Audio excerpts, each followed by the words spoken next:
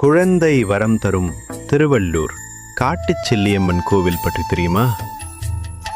முன்பொரு காலத்தில் செங்கரை என்னுமிடத்தில் பாம்பு பிடிக்கும் இருளர்கள் 2 பேர் பாம்பு பிடிப்பதற்காக அங்குள்ள மண்புற்று ஒன்றில் கைவிடும்போது கற்சிலை ஒன்று தென்பட்டது.